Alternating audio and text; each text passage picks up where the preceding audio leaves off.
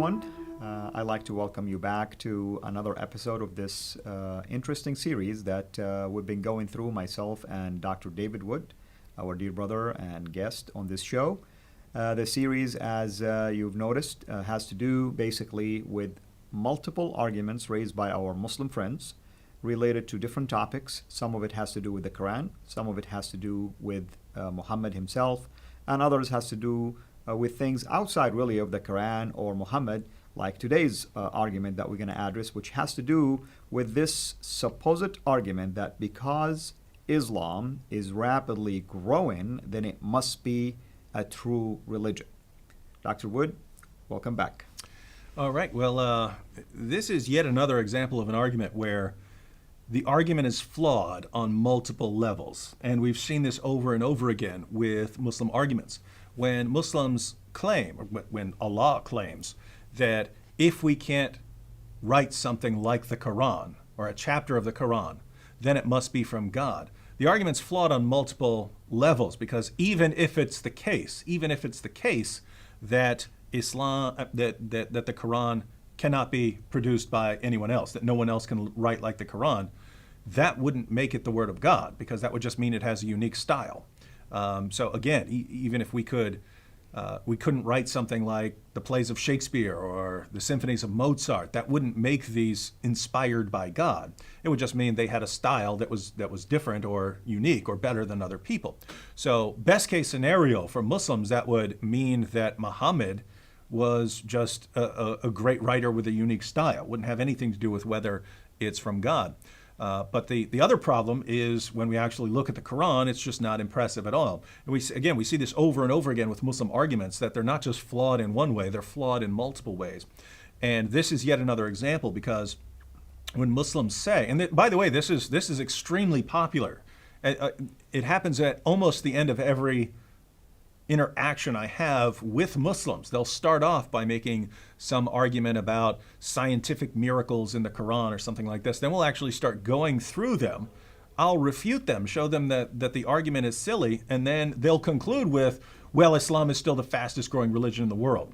Or I'll make a video about all of the Muhammad's silly teachings and so on, and Muslims will respond, but Islam's the fastest growing religion in the world. So this is sort of supposedly their clincher. Right. But the idea that something is true because it's growing rapidly or it has expanded is so incredibly silly that Muslims would not take this even as evidence if it were being used of anything else.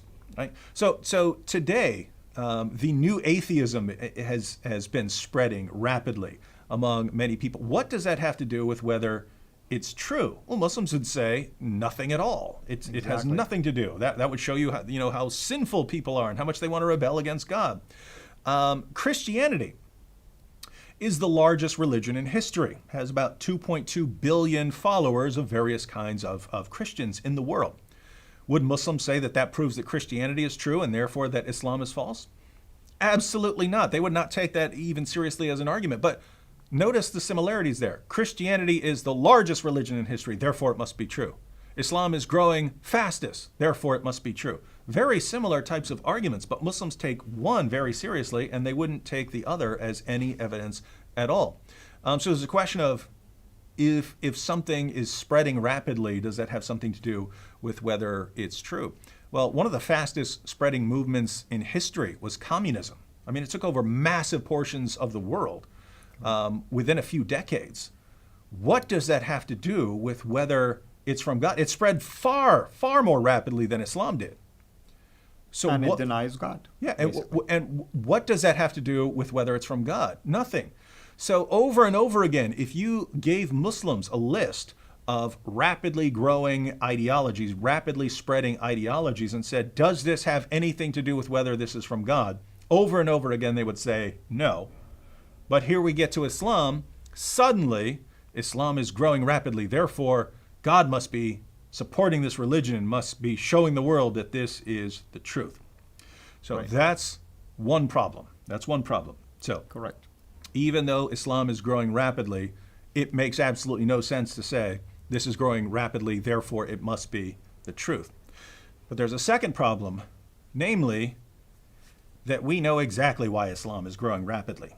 Because the polls that Muslims refer to, the Pew Research studies and so on, that show how rapidly Islam is growing, and that I think it's somewhere in the 2050s when Islam and Christianity are going to be neck and neck, where Islam is going to catch up with Christianity. The same Pew Research studies that argue that Islam is growing rapidly, they say why Islam is growing rapidly.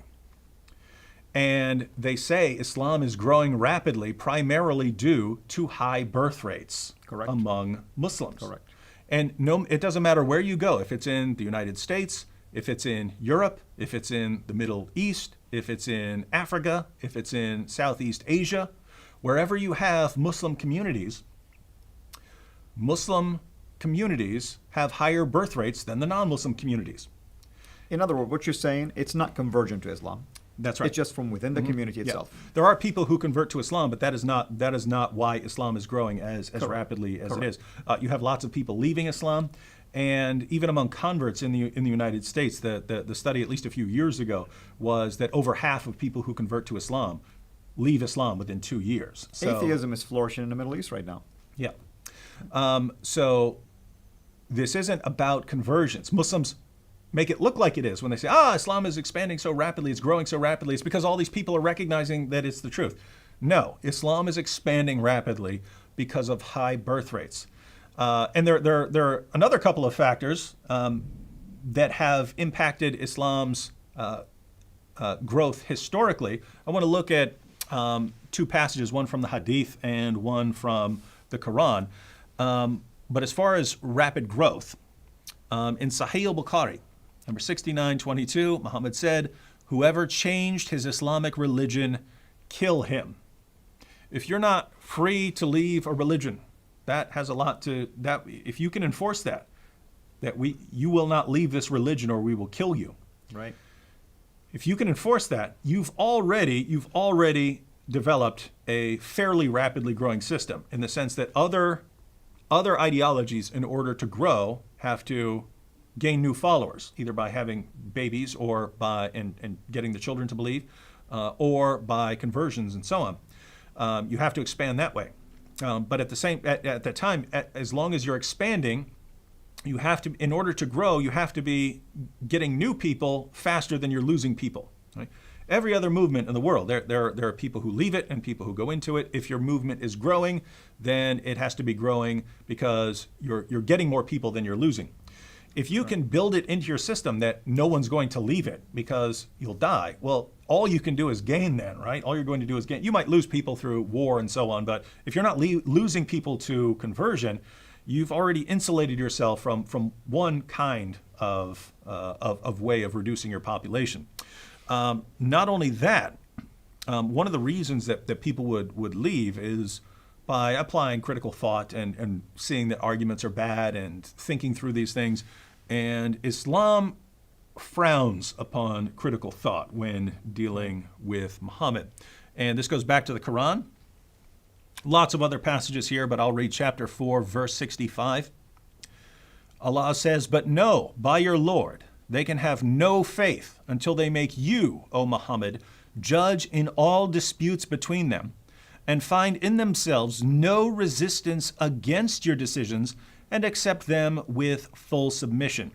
Notice, a true believer, someone who has true Islamic faith, will find in himself no resistance against Muhammad's decisions and will accept Muhammad's decisions with full submission. Part of Islam means submission, but it's not just submission to Allah, it's submission to Muhammad's decisions as well. So rejecting even one teaching of Muhammad, according to this verse, means that you're not a Muslim. Mm-hmm.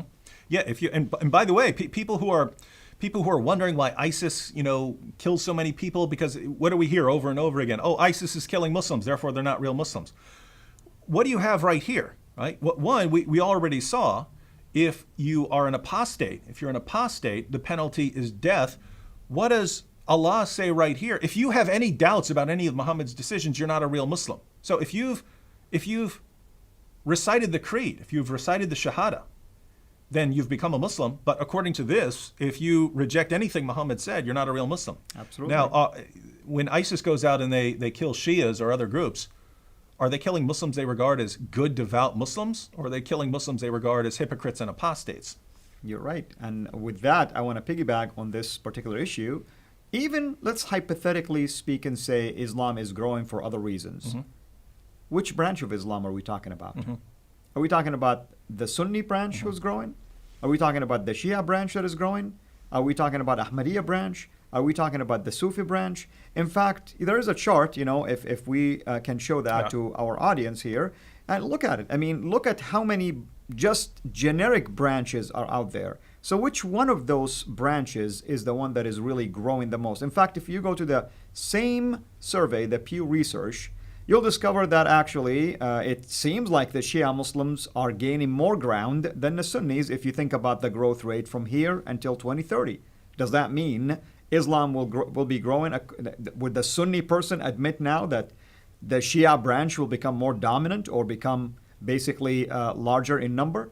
Because we have to ask ourselves. If we follow the reasoning that they give, right, then if the rate at which something is growing is evidence of its truth, then all Muslims would have to do is look at statistics about which group is growing most rapidly, and they would say, that's the group the group of Islam, that's the sect I have to that I have to follow. Because exactly. That's the truth. Exactly. But they won't follow that reasoning, right? They won't do it. Absolutely. And so it's just the argument itself is just silly to use something like this just as an example, because any group could be growing in certain area more so than others, and they could be, like you said, atheists. They could be Hindus. They could be anything else. Does that mean that's the group that I have to follow in that particular area just because their number is increasing? Yeah, and it changes from time to time, right? I mean, Correct. What the fastest growing movement in the 19th century is different from the fastest growing movement in the 20th century and so on. Is the truth changing? Well, it is if this argument is actually a serious argument. But so anyway, we have the killing of apostates. We have the warning about doubting things that Muhammad said or criticizing things that Muhammad has Muhammad's decisions. And so this really discourages critical thought of Muhammad, right? Because if you have any doubt about something Muhammad has said, right? So if Muhammad says you dunk your fly into a drink to make sure you get all the cure for the diseases that the fly is carrying, if you say, I've taken biology class and I don't think that's right. The Quran says you're not even a real Muslim because you're doubting Muhammad's decisions. Right. So there's not a lot of critical thought about things that Muhammad has said. So we have lots of leaving Islam and thinking critically about Islam, very strongly discouraged by the religion. But the primary cause of Islam's growth is Islam's treatment and view of women. Correct. How are women treated where you grew up in Saudi Arabia? Well, of course, they have nothing near the rights of men, of course. They cannot drive. They are obviously a step below when it comes to equality with men. And there's many other things, of course, that they have to adhere to the Islamic teaching according to the Quran and the traditions of the Prophet. And viewers might be wondering, what's the connection here? What's the connection between treatment of women and rapid growth of Islam? Well, there's a definite, very clear connection here. Namely that the more opportunities women have in life, the more of an impact you have on birth rates.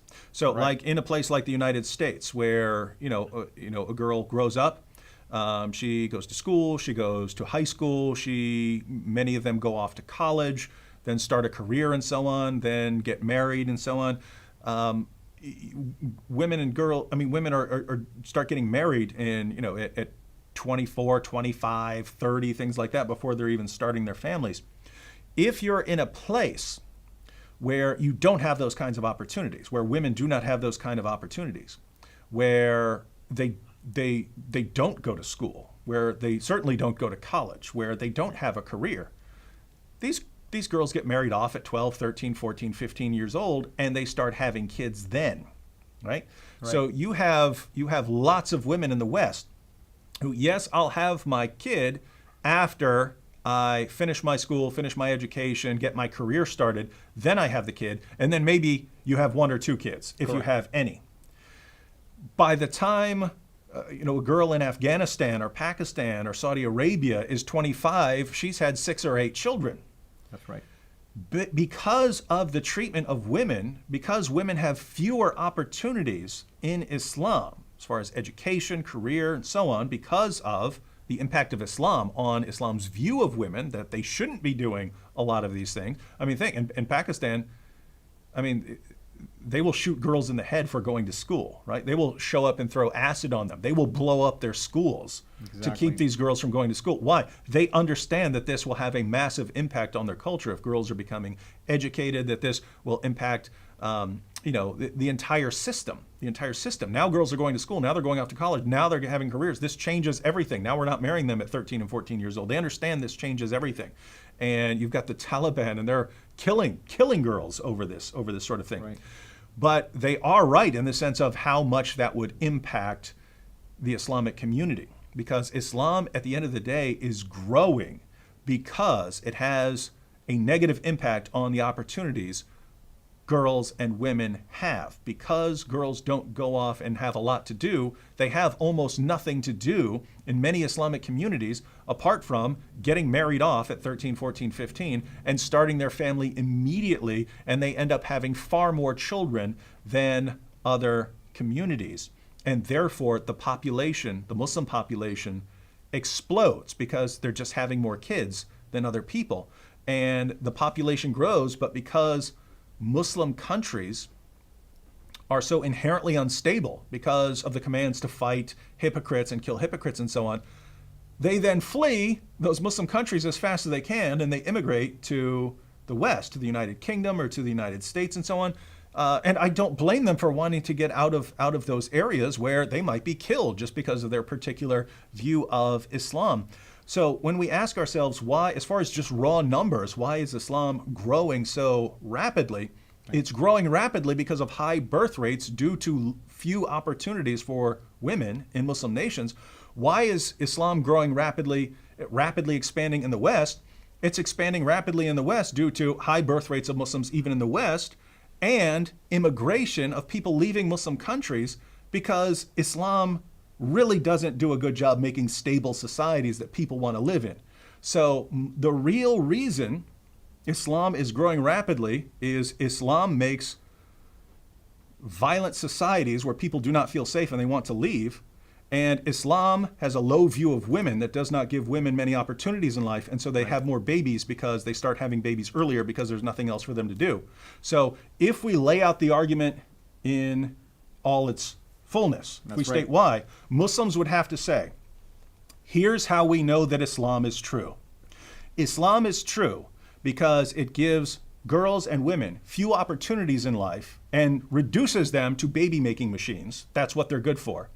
And second, Islam makes such violent, inhospitable places to live. It makes countries places where people don't want to live and they want to get out of them as fast as possible. And therefore, Muslims leave these countries and they move to countries around the world. So Islam is true because of the awful impact it has on women and because of the awful impact it has on societies. Therefore, Islam is true. Now, are you ready to accept Islam based on this brilliant argument? Of course not. And also, I want to add a couple of other factors. Polygamy, of course, is another factor. And at the same time, as you mentioned, because you have a lot of kids in a family, it is basically estimated that almost 1/3 of the population of Islam is age 15 and under. So, which means they have even potential to even continue the same pattern of early marriages, more children, and so on and so forth. So it really has nothing to do with conversion, because that's usually the underlining, of course, argument is like, we're growing, that means Islam is true, people are accepting it and moving on basically with this fabulous religion, and that's usually how it goes. Well, that's yet another exciting argument, of course.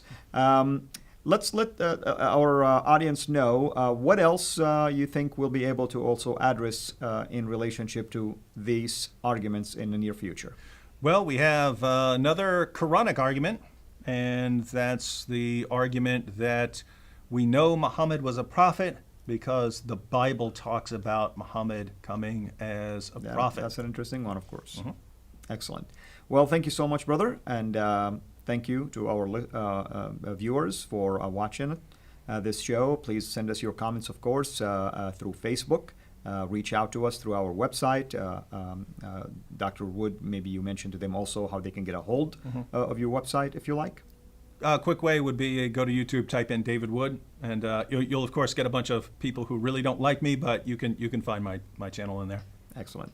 And we always welcome, of course, any comments, and hopefully you will join us again in the next episode of this series. Until we meet again, have a blessed day.